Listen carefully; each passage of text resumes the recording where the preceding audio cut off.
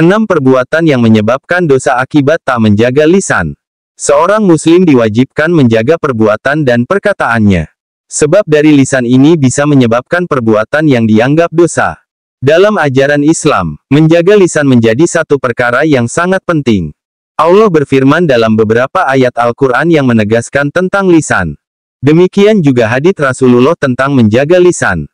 6 sifat yang harus dihindari agar menjadi istri solihah.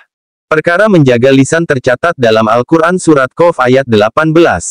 Artinya, tiada suatu ucapan pun yang diucapkannya melainkan ada di dekatnya malaikat pengawas yang selalu hadir. Ayat Al-Quran ini menegaskan bahwa setiap gerak-gerik manusia, termasuk ucapan dari lisannya tidak luput dari pengawasan malaikat.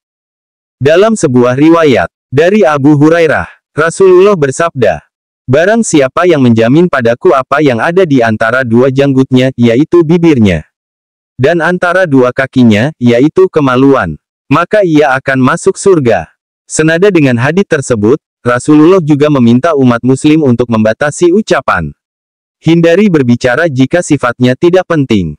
Janganlah kamu sekalian memperbanyak bicara selain berzikir kepada Allah.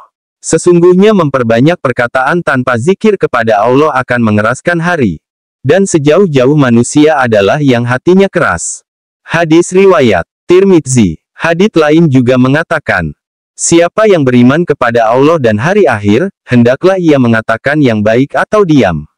Hadis riwayat Bukhari dan Muslim. Perbuatan lisan yang mengundang dosa.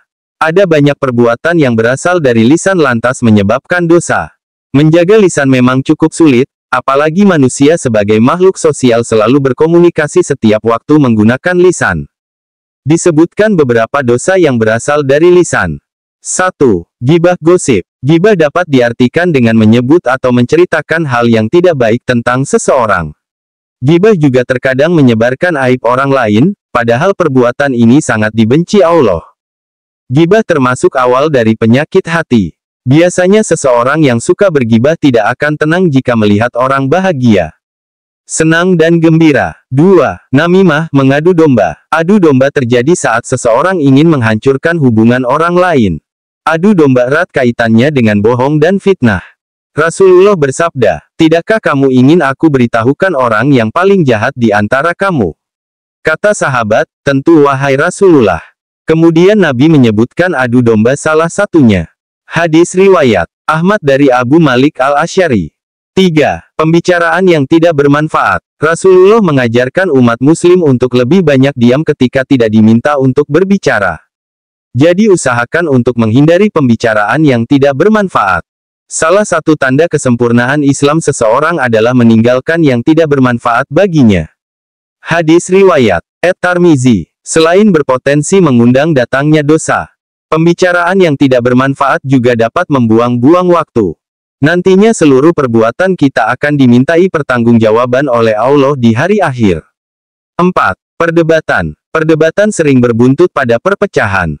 Oleh karena itu Rasulullah melarang umatnya yang suka melakukan perdebatan. Tidaklah sesat suatu kaum dahulu, setelah Allah menunjuki mereka, kecuali karena mereka suka berdebat atau bertengkar.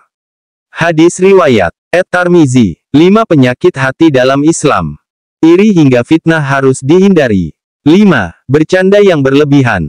Bercanda adalah satu cara untuk menjalin keakraban, namun ada batasan yang tak boleh dilampaui ketika bercanda. Bercanda yang berlebihan bisa mengundang sakit hati seseorang.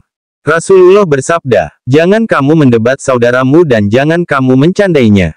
Hadis riwayat At-Tirmidzi. Ada adab yang perlu diperhatikan ketika bercanda dengan sesama. Tujuan dari bercanda adalah sebagai hiburan, bukan menjadi pemicu perpecahan. 6. Mengejek orang lain.